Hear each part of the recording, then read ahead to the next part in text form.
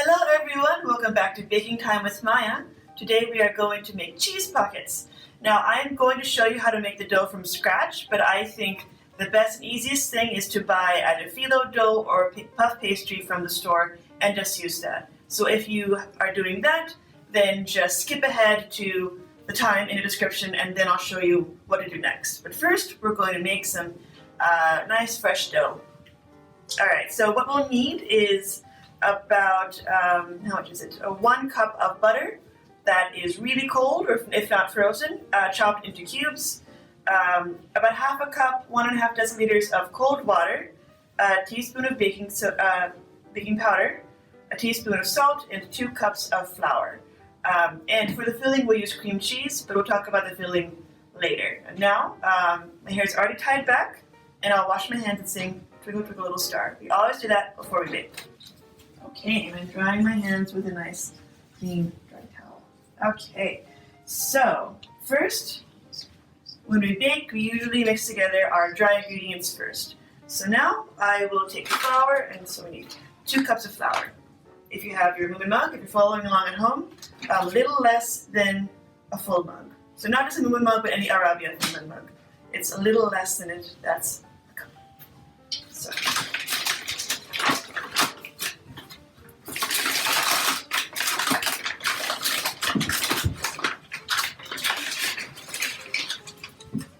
Here's 1 cup.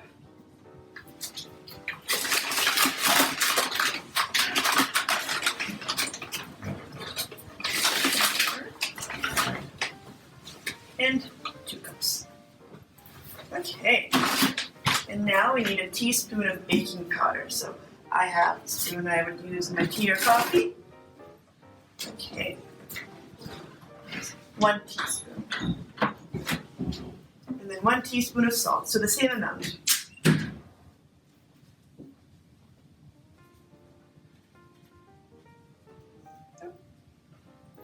we go, and a teaspoon of salt. Okay. So we can mix all that together just with a normal spoon just to make it all the same. Good. Okay, so now we can go ahead and add in the water. And just mix it as it goes.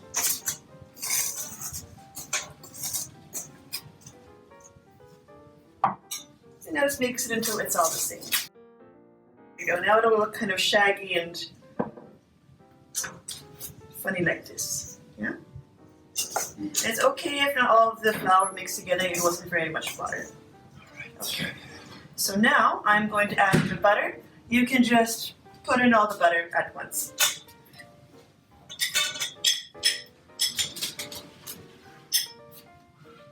This is where it gets very fun because this is where your hands get nice and messy. This is why we wash our hands before we bake. So we need to mix all this butter together with the dough. So we just get in there and squeeze it all together.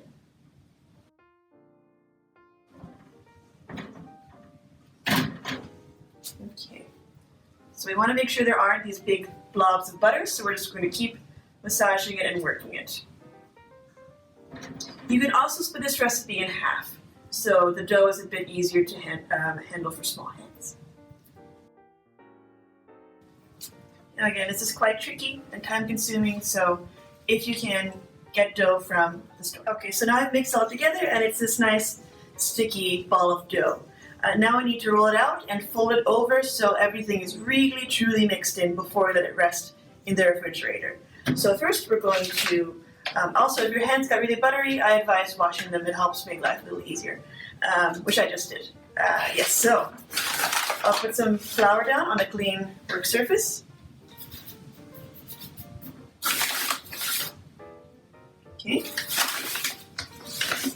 And some flour on my hands and a rolling pin. There we go. And now you can just tip it out onto the work surface. All right. Now we roll it out so it's one nice flat sheet.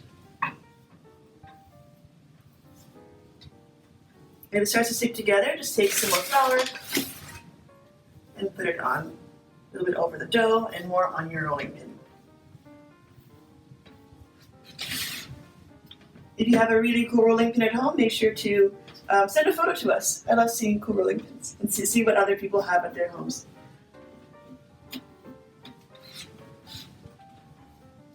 Okay, so I've rolled it out.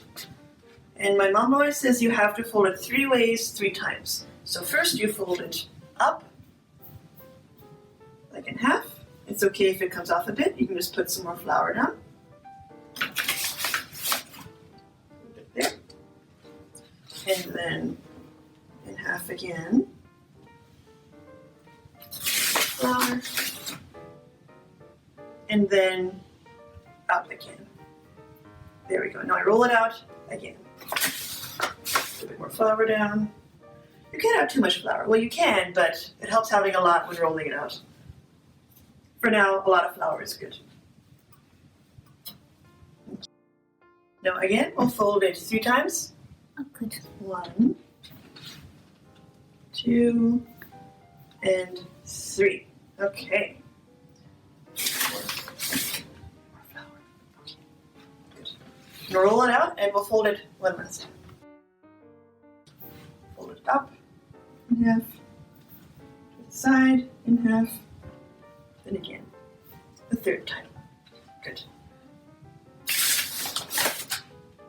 Now roll it out 1 last time. Making sure everything is worked in. You don't have to roll it out totally flat, you can just make sure everything is together. Into like a nice little package. There we go, this is a nice little package. Everything is worked in, we've got a nice little stab of dough. So we are going to put it in the refrigerator to rest for a few hours, at least 1 hour, maybe even overnight. So put it on the plate, and also put some cling wrap over it. Some cling wrap. Yes, and so I'll see you in a few hours. Okay, hello everyone. So now the dough has chilled for a little while. Again, could be 1 hour or even overnight, as long as whatever works for you. So now I'll just take it off of the plate and I will roll this back out. Okay, so now we're going to roll it out into like as much of a rectangle as we can. It doesn't have to be a perfect rectangle, but to try and make it a nice rectangle.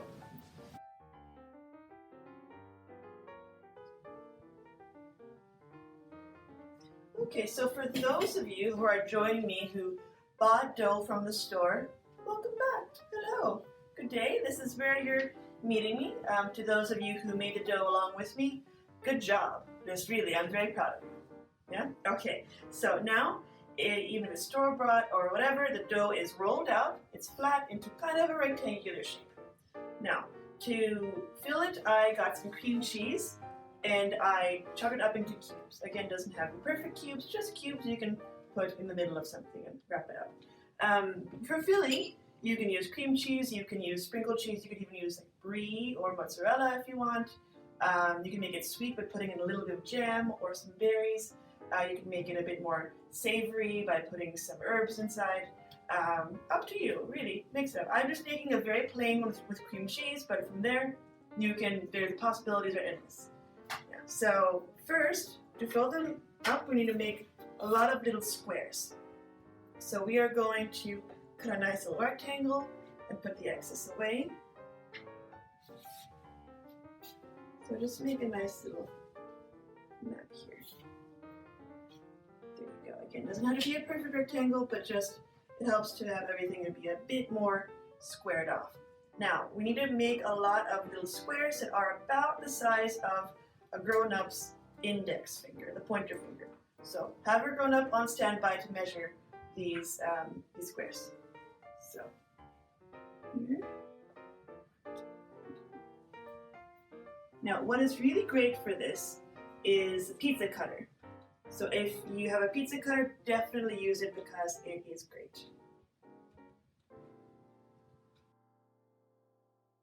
All right. So now let's take away the excess just to make things a little easier. For the excess, you can also you could roll them up and just have them as like a plain pastry. Like you could just roll it like a cinnamon roll. Like this, you roll it up. You could roll it up with like some cheese inside even.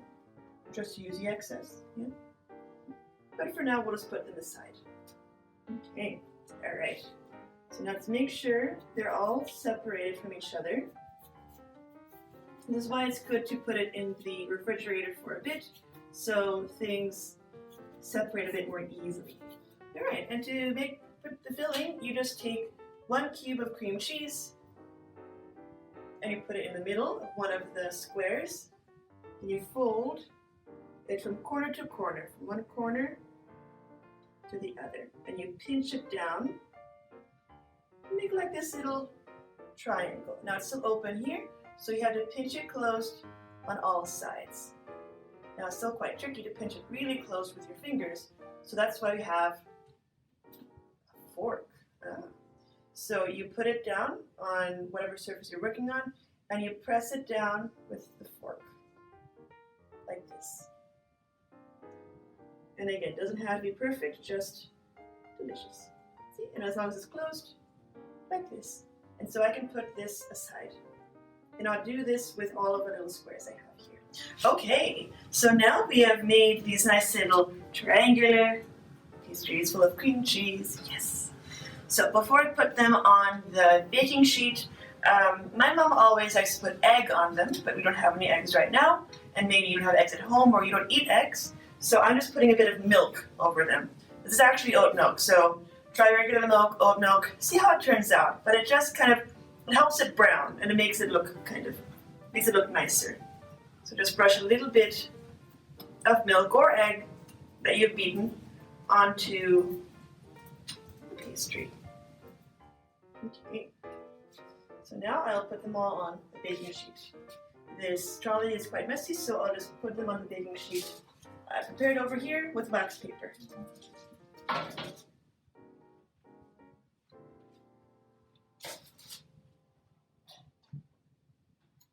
Okay.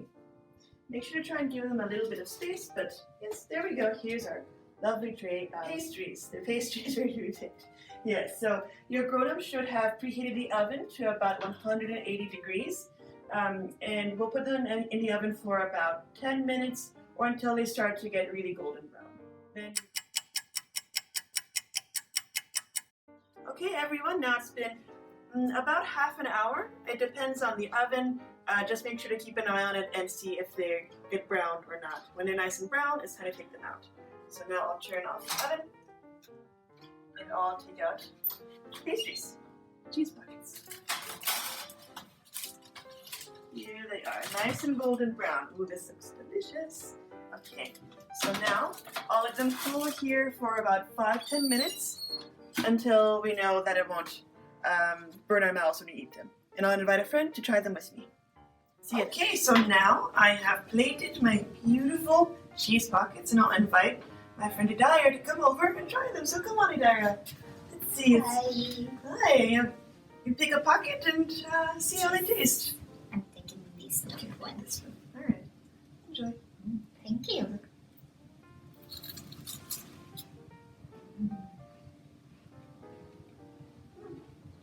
Really good.